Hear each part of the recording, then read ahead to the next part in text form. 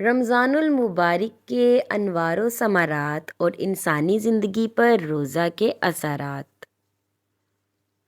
اصلاح شریعت میں کسی مومن کا صبح کی سفیدی، صبح صادق یا طلوع فجر کے نمودار ہونے سے رات کی تاریکی یا سیاہی کے ظاہر ہونے یعنی غروب آفتاب تک اپنے ارادے یا نیت سے کھانے پینے اور ہر نفاسی خواہش سے رک جانے یا ترک کر دینے کا نام صوم یا روزہ ہے۔ فریضہ صوم نماز کے بعد فرض ہونے والی دوسری عبادت ہے جو 2 ہجری میں مسلمانوں پر فرض ہوئی، اور اس کے لیے رمضان کا مہینہ اس لیے تجویز ہوا کہ یہی وہ مقدس مہینہ ہے جس کی ایک رات رسول اللہ صلی اللہ علیہ وسلم پر قرآن نازل ہوا۔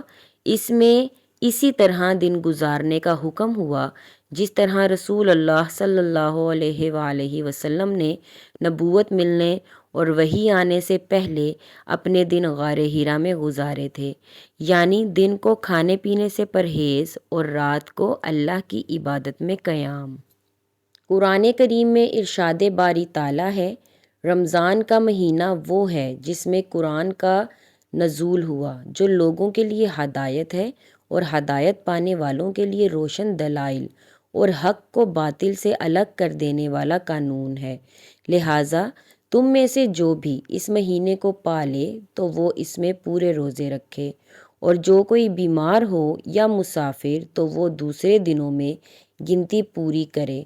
اللہ تم پر آسانی چاہتا ہے اور تم پر تنگی نہیں چاہتا تاکہ تم گنتی پوری کر لو، اور اللہ کی کبریائی بیان کرو کہ اس نے تمہیں ہدایت عطا کی تاکہ تم اللہ کے شکر گزار بندے بن جاؤ۔ تاریخی طور پر روزہ ہر امت کے لیے فرض تھا، البتہ اس کی صورت و کیفیت اور احکام و پابندیاں جداگانہ تھیں۔ روایت سے معلوم ہوتا ہے کہ حضرت آدم علیہ السلام پر ہر مہینے کی 13، 14، 15 کو روزہ فرض تھا۔ حضرت نوح علیہ السلام ہمیشہ روزے دار رہتے۔ حضرت داؤد علیہ السلام ایک دن روزہ رکھتے، ایک دن افطار فرماتے۔ مسلمانوں کے لیے قرآن حکیم میں روزے کا حکم ان الفاظ میں نازل ہوا، اے ایمان والو، تم پر روزے فرض کیے جاتے ہیں جیسے تم سے پہلے لوگوں پر فرض کیے گئے تاکہ تم متقی بن جاؤ۔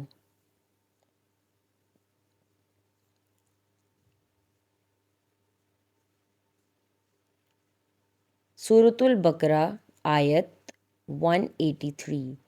آیات کا مفہوم یہی ہے کہ روزے داری کے حکم کو تم سختی ہرگز نہیں سمجھنا، اس سے تمہاری مشکلات حل ہوں گی۔ اللہ کا ارادہ و مقصد تمہیں تکلیف میں ڈالنے کا نہیں، تم روزوں کی گنتی پوری کرو اور حکم خداوندی کی پابندی کرو، اللہ کا نام بلند کرو۔ جب تم اس کی محبت کا شکر بجا لاؤ گے تو وہ نعمت زیادہ کر دے گا۔ روزوں کے ذریعے اللہ کی ذات سے مومن کی ایک روحانی نسبت پیدا ہو جاتی ہے۔ روزے داری سے روح پاک ہو جائے گی، نفس کا تزکیہ ہو جائے، جسم گناہوں سے طاہر ہو جائے گا۔ معاشرت اور تمدن کی اصلاح ہو جائے گی، اور پھر اس کے بعد جب بندہ اللہ کو پکارے گا تو وہ پکار یقیناً سنی جائے گی اور مستجاب ہوگی۔ سورۃ البقرہ کی آیت سوم میں اللہ تعالیٰ نے روزے داری کے 3 مقاصد بیان فرمائے ہیں۔ پہلا یہ کہ تم متقی بن جاؤ، یعنی اللہ کا حکم ماننے والے، اس کے حکم کی خلاف ورزی سے بچنے والے اور اس کے حکم کی حفاظت کرنے والے بن جاؤ۔ تمہارے اندر بدی کی قوتیں کمزور ہوں اور نابود ہو جائیں، اور نیکی کی طاقتیں نشوونما پا کر پروان چڑھیں گی، کیونکہ انسان کی ہر ایک قوت و صلاحیت اپنے کمال تک پہنچنے کے لیے اس بات کی محتاج ہے کہ اسے نشوونما دی جائے۔ روزے میں اللہ تعالیٰ کے حکم اطاعت و فرما برداری کے لیے حلال چیزوں کو بھی ترک کر دیا جاتا ہے۔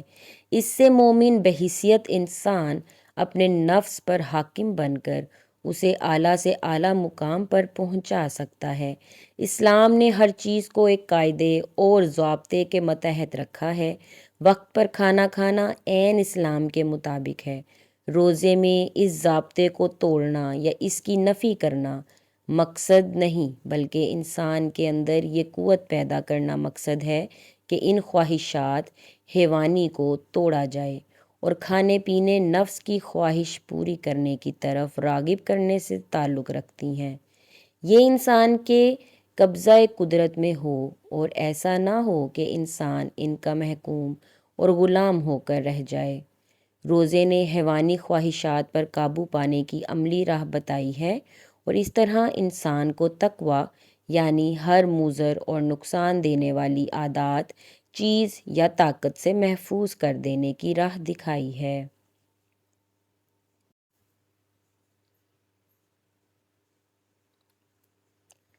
دوسرا یہ کہ تم اللہ تعالیٰ کے شکر گزار بندے بن جاؤ۔ شکر کے معنی ہے اللہ کی دی ہوئی نعمتوں کا صحیح اور درست استعمال۔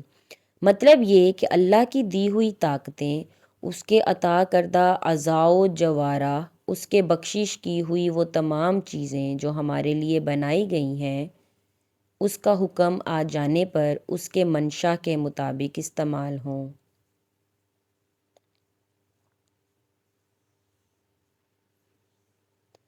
تیسرا یہ کہ انسان خطروں، بدیوں اور آزمائشوں سے بچ کر اور اللہ کی نعمتوں کا صحیح استعمال کر کے اپنی منزل مقصود پا لیتا ہے۔ روزے دار اگر تقویٰ، شکر گزاری اور رشد تینوں نعمتوں کو حاصل کر لے تو یہ انسانی زندگی کی معراج ہے۔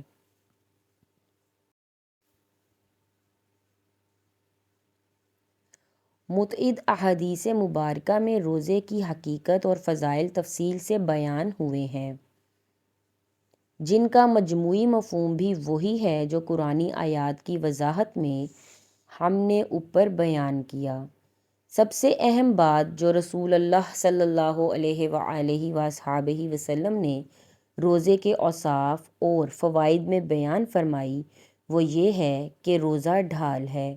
ڈھال کے ذریعے انسان دشمن کے وار سے بچتا ہے، اسی طرح روزے دار شیطان اور نفس کے وار سے بچ جاتا ہے۔ ان روایات میں روزے میں جھوٹ، غیبت، گالی، بد نظری، ایذا رسانی سے بچنے یا انہیں ترک کر دینے کا حکم بھی ہے۔ یعنی روزے کی تکمیل کے لیے جہاں کھانا پینا ترک کر دینے کا حکم ہے، وہاں ان برائیوں سے بچنے کا بھی حکم ہے جو انسان کی اخلاقی اور اجتماعی زندگی پر اثر ڈالتی ہیں۔ ارشاد نبوی صلی اللہ علیہ وآلہ وسلم ہے، جس شخص نے جھوٹ بولنا اور اس پر عمل کرنا نہیں چھوڑا تو اللہ تعالیٰ کو اس کا کھانا پینا چھوڑنے کی کوئی پرواہ نہیں۔ یعنی روزے سے قرب الہی اور حصول رضائے الہی کا جو نتیجہ انسانی شخصیت پر مرتب ہونا چاہیے وہ نہیں ہوتا۔ روزہ ایک اجتماعی فریضہ ہے اور پوری امت پابند ہے کہ خلق خدا کی محبت اور اپنی اصلاح و پاکیزگی کے لیے سال میں پورا مہینہ ایک نظام اور پابندی کے ساتھ روزے رکھے۔ اس نظام کے عملی نتائج بڑے حیرت انگیز ہو سکتے ہیں، اور جب تک مسلمانوں میں ملی نظام قائم رہا، دنیا نے ان نتائج کو اپنی آنکھوں سے دیکھا۔ قرآنی احکام اور ارشادات نبوی صلی اللہ علیہ وآلہ وسلم کو سامنے رکھیں تو رمضان المبارک میں امت کو اجتماعی صورت میں روحانی اور جسمانی لحاظ سے پاک کرنے اور غلبہ دین حق کی جدوجہد کی تیاری کے لیے مستعد رکھنے کی ساری صورتیں موجود ہیں۔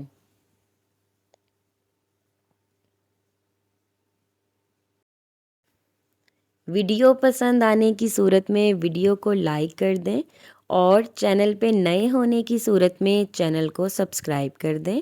اپنے حلقۂ احباب میں اس ویڈیو کو ضرور شیئر کریں اور بیل آئیکن کے بٹن کو پریس کر دیں۔ اپنا بہت سا خیال رکھیں۔ رمضان کی رحمتیں اور برکتیں سمیٹتے رہیں۔ مسز بٹ کو اجازت دیں۔ اللہ حافظ۔